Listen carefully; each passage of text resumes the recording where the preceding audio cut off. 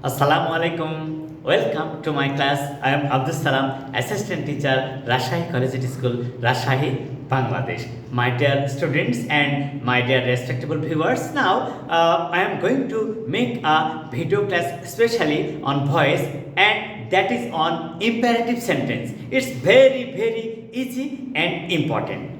Though it is easy, it is important. So we are going to start.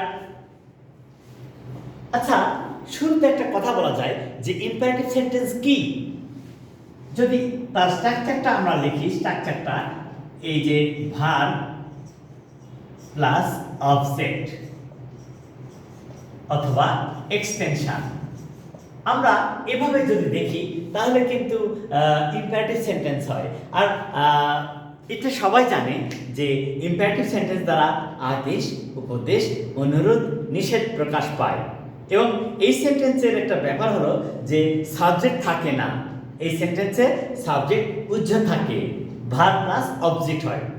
তাহলে আমরা একে যখন passive voice করব, আচ্ছা এই স্ট্রাকচারটা অ্যাক্টিভ ভয়েস আছে, অ্যাক্টিভ ভয়েসের স্ট্রাকচার যদি এটা হয়, তাহলে এটা আমরা যদি প্যাসিভ ভয়েস করি তাহলে স্ট্রাকচারটা কি হবে? সেটা হবে প্রথমে লেট দ্বারা শুরু করতে হয়, লেট, তারপরে কে এই অবজেক্টটা বসে, let plus object, let plus object, তারপরে কি একটা বি ভার্ব ধরে নিতে হয়, ধরলাম, তারপরে কি এই যে ভার্ব আছে এই ভার্বের past participle form plus extension থাকলে বসবে, না থাকলে না বসবে। এটা জরুরি নয়, এটা জরুরি নয়, আসলে এইভাবে হয়। যদি এক্সটেনশন কোনো সেন্টেন্সে থাকে বসলো, না থাকলে জরুরি নয়। সো আমরা এখন সহজেই বুঝতে পারছি যে ইম্পারেটিভ সেন্টেন্সকে প্যাসিভ ভয়েস করা কত সহজ। আচ্ছা দেখি, এই সেন্টেন্সটা অ্যাক্টিভ আছে, follow your parents, follow your parents, তোমার পিতামাতাকে অনুসরণ করো। আচ্ছা ভার্ব, এটা ভার্ব, এইটা অবজেক্ট, তাহলে এই স্ট্রাকচারটা আমরা এখন ফলো করব, এই স্ট্রাকচারটা এখন চলে আসবে এখানে। সেটা কি? আমরা একে প্যাসিভ ভয়েস করব। কিভাবে করব? শুরু করব লেট দ্বারা, লেট, আচ্ছা অবজেক্ট কি? Your parents, let your parents, তারপরে বি ভার্ব, বি ভার্বের past participle form followed, let your parents be followed. তাহলে কত সহজেই আমরা একটা অ্যাক্টিভ ভয়েসকে প্যাসিভ ভয়েস করছি যদি তা ইম্পারেটিভ সেন্টেন্স হয়। At first we have to think that imperative sentence does not have any subject, it has only verb plus object or extension, and it always indicates the order, the command, the request or advice, or sometimes warning. So it's too much easy to understand imperative sentence. কখনো আদেশ করে, কখনো উপদেশ করে, কখনো warning দিচ্ছে, কখনো নিষেধ করছে, কখনো অনুরোধ করছে।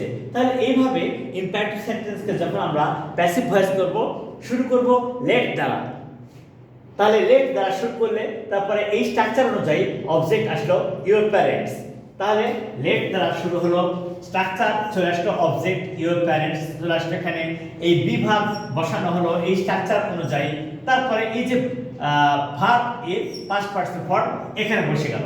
তাহলে কত সহজে একটা ইম্পারেটিভ সেন্টেন্সকে প্যাসিভ ভয়েসে রূপান্তর করা যাচ্ছে। আর যদি সেন্টেন্সটা নেগেটিভ হয় তাহলে হবে লেট নট। কেমন সেটা একটু দেখি। Active,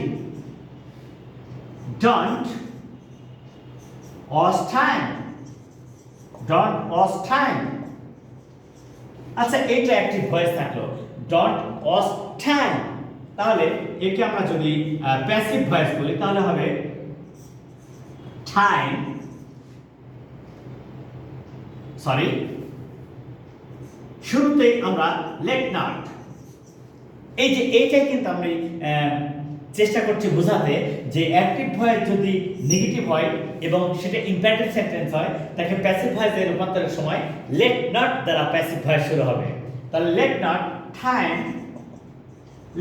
time be wasted। আচ্ছা, নিয়মের কি কোনো চেঞ্জ হলো? No, nothing, no change. What is that? That is only one change, that is it is negative sentence, so after let you have to use not. So I think both of the sentence structure will help you to understand imperative sentence easily, and you can make it passive easily also. The only difference is that here it is affirmative sentence, so you can use let plus object plus be plus past person form of the verb. But when it is negative sentence, you have to use not.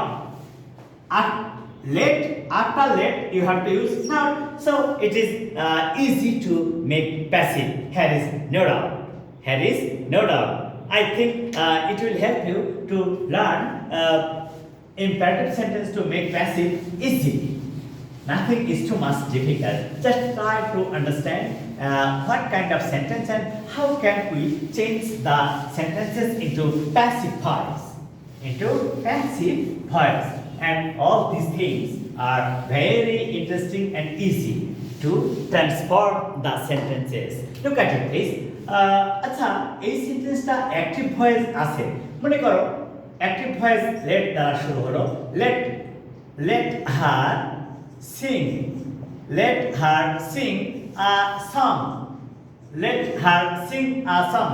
তাকে একটি গান গাইতে দাও। আচ্ছা, এইটা sing, let her sing, এটা verb, কিন্তু এটা ভার্ব, এটা অবজেক্ট। আবার let এটাও কিন্তু ভার্ব আকারে কাজ করছে এখানে, আবার এটা অবজেক্ট। তাহলে কেমন হলো?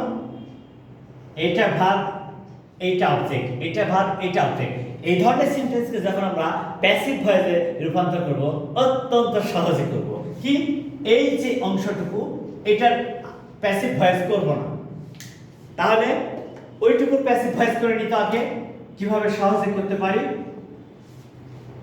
শুরুতে লেট দ্বারা শুরু করলাম, লেট আ সং অবজেক্ট হয়ে গেল, লেট আ সং। তারপরে একটা বি ভার্ব ইউজ করলাম, লেট আ সং বি, ভার্বের পাস্ট পারসন ফর্ম সাং। আর এই যে লেটের পরে যে অবজেক্ট থাকবে এটা সবার শেষে বসে তারপর একটা বাই বসবে, let a song be sang by হ্যাঁ। তাহলে অবশ্যই এটা কঠিন মনে হচ্ছে না। তাহলে আমরা কি শিখলাম?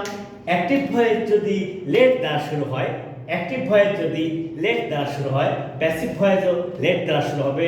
তারপরে অবজেক্ট বসে গেল, এইটা অবজেক্ট চলে আসবে এখানে। তারপরে একটা বি ভার্ব ধরে নিলাম, আর এই যে ভার্ব এর পাস্ট পার্টিসিপল ফর্ম হয়ে গেল, পাস্ট পার্টিসিপল ফর্ম হলো। আর এই যে লেটের পরে যে অবজেক্ট এটা সরাসরি শেষে চলে গেল, লেটের পরে যে অবজেক্ট এটা শেষে চলে গেল, তারপর একটা বাই হয়ে গেল প্যাসিভ ভয়েস। আশা করি এখানে তোমাদের আর কোনো সমস্যা নাই। আচ্ছা, আমরা যদি আরেকটি উদাহরণ দিই কেমন হয় দেখা যাক। আচ্ছা, এইটা অ্যাক্টিভ ভয়েস আছে, let them play cricket. Let them play cricket. তাদেরকে ক্রিকেট খেলতে দাও। আবারও একই নিয়ম, এটা বাদ। তাহলে আমরা এটাকে যখন আমরা প্যাসিভ ভয়েস করব, তাহলে কি অ্যাক্টিভ ভয়েসকে প্যাসিভ করে লেট হলো, তারপর অবজেক্ট লেট ক্রিকেট, একটা বি ভার্ব ধরে নিলাম, ভার্বের past person form played, let cricket played. এই লেটের পরে যে অবজেক্ট তার পূর্বে বাই দেম। তাহলে আসলেই কিন্তু এটা কোনো কঠিন বিষয় মনে হচ্ছে না, কোনো কঠিন বিষয় মনে হচ্ছে না। আচ্ছা, যদি ইম্পারেটিভ সেন্টেন্সটা এইরকম থাকে তখন কি হবে দেখো তো।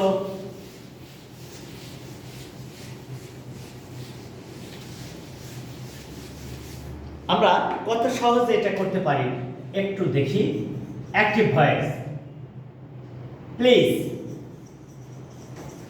help him. আচ্ছা, এই সেন্টেন্সটা পড়ে কি আমরা বুঝতে পারলাম না যে রিকোয়েস্ট করা হচ্ছে? হ্যাঁ, এই সেন্টেন্সটা পড়ে বুঝতে পারলাম যে রিকোয়েস্ট করা হচ্ছে। তাহলে একে যখন আমরা প্যাসিভ ভয়েস করব তখন এইভাবে করা যায়। সেটা কি? ইউ আর